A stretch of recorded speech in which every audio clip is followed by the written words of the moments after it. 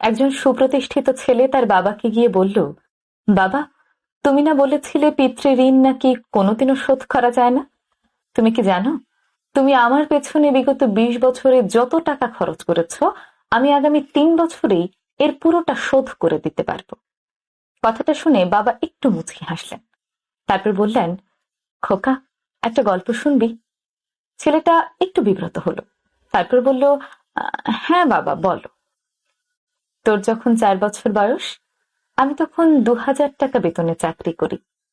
এত অল্প টাকা দিয়ে সংসার চালাতে যে কি পরিমাণ কষ্ট হতো কাউকে কখনো বুঝতে দেইনি।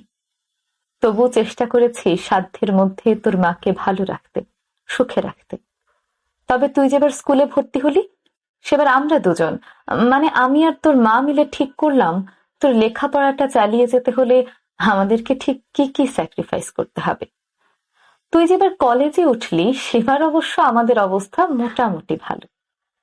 কিন্তু সমস্যা হয়ে গেল, তোর মা অসুস্থ হয়। তোর মায়ের সেই ওষুধের টাকা জোগাড় করতে দিনরাত পরিশ্রম করে, ওভারটাইম করে, পায়ে হেঁটে, বাসে চড়ে, ঘরমাক্ত হয়ে দুর্বিষহ অবস্থায় বাড়ি ফিরতাম। কাউকে কখনো বুঝতে দেইনি, তোর মাকেও না। একবার শোরুমে একটা বাইক দেখলাম, খুব পছন্দ হলো। রাতে স্বপ্নেও দেখলাম আমি বাইকে চড়ে কাজে যাচ্ছি। কিন্তু পরদিন সকালে তুই একটা ল্যাপটপ চেয়ে বসলি। তোর কষ্ট আমার সহ্য হয় না বাবা, তাই আমি বাইক না কিনে তোকে ল্যাপটপটাই কিনে দিলাম। আমার তখনকার 1 টাকা হয়তো তোর আজকের 1 পয়সা। কিন্তু মনে করে দেখ, সে 1 টাকা দিয়ে তুই কত কিছু করতি। বন্ধুদের সঙ্গে ঘুরতে যেতি, ব্র্যান্ড নিউ ফোনে হেডফোন লাগিয়ে সারা রাত গান শুনতি, পিকনিক করতি, পার্টি করতি, অনেক কিছু করতে পারতি। তোর জীবনটা ছিল স্বপ্নের মতো রঙিন। কিন্তু এখন তোর থেকে 100 টাকা নিয়ে আমি কি করি জানিস? সুগার মাপাই। আমার এখন অনেক কিছু খাওয়া বারণ। মাছ খেতে পারি না, মাংস খেতে পারি না। তোর এত এত টাকা দিয়ে আমি কি করি বলতো? তাই তো তোর এত টাকা দিয়ে আমি স্বপ্নের জাল বুনি। আর সেই স্বপ্নে আমি বাইকে চড়ে সারা শহর ঘুরে বেড়াই, বন্ধুদের সঙ্গে ঘুরতে যাই, তোর মায়ের হাতে হাত রেখে তাঁত মেলায় যাই। বাবারা নাকি খারুস হয়। জানিস, আমিও আমার বাবাকে তেমনটাই ভাবতাম। বাবারা হয়তো ছেলেদেরকে মুখ ফুটে বলতে পারে না তাদের কতটা ভালোবাসে, কিন্তু দায়িত্ব পালনের জায়গা থেকে কখনো 1 পা পিছু হটে না। চারিদিকে সারা জীবন অনেক মাতৃবন্দনা শুনবি, কিন্তু কখনো কি পিতৃবন্দনা শুনেছিস? না, শুনবি না। কারণ পুরুষ মানুষের জীবনটাই এমন, যত কষ্টই হোক না কেন মুখ বুঝে সেটা সহ্য করে নিতে হয়।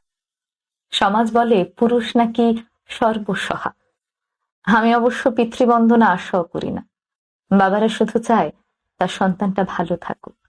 তুই হয়তো আমার কষ্টার্জিত 26 বছরে তোর পেছনে খরচ করা টাকা আগামী 3 বছরে ফেরত দিয়ে দিতে পারবি। কিন্তু আমার যৌবনের যে স্বপ্নগুলো আমি বিসর্জন দিয়েছি, সেগুলো কি কখনো ফেরত দিতে পারবি? যে স্বপ্নের কাঠামোতে দাঁড়িয়ে তুই আজ ঋণ শোধের কথা বলছিস, সেই স্বপ্নগুলোকে আমি ফিরে পাবো? না, কোনোদিনও পাবো না।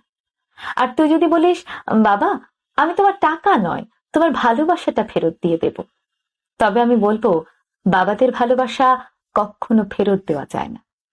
আমি তোকে একটা গল্প বলি আর একটা প্রশ্ন করি। ধর আমি, তুই আর তোর খোকা মিলে নৌকোয় করে কোথাও একটা ঘুরতে গেলাম। হঠাৎ করে নদীতে ভীষণ ঝড়, নৌকো ডুবে যাবে। তুই যে কোনো একজনকেই বাঁচাতে পারবি। কাকে বাঁচাবি বলতো? প্রশ্নটা শুনে ছেলের মুখটা একদম বন্ধ হয়ে গেল। বাবা বলল, ঠিক আছে, উত্তরটা আমি জানি, তোকে বলতে হবে না। ছেলেরা বাবা হয়, কিন্তু বাবারা কখনো ছেলে হতে পারে না। একজন বাবার জীবনের সবচেয়ে কঠিন মুহূর্ত কোনটি জানিস? নিজের কাঁধে সন্তানের লাশ বয়ে নিয়ে যাওয়া। আর আমি চাই আমি আমার শেষ যাত্রায় যেন তোর কাঁধে চড়ে যেতে পারি। তাহলে তোর অন্তত একটা ঋণ শোধ হবে, আর সেটা হলো কোলে নেওয়ার ঋণ।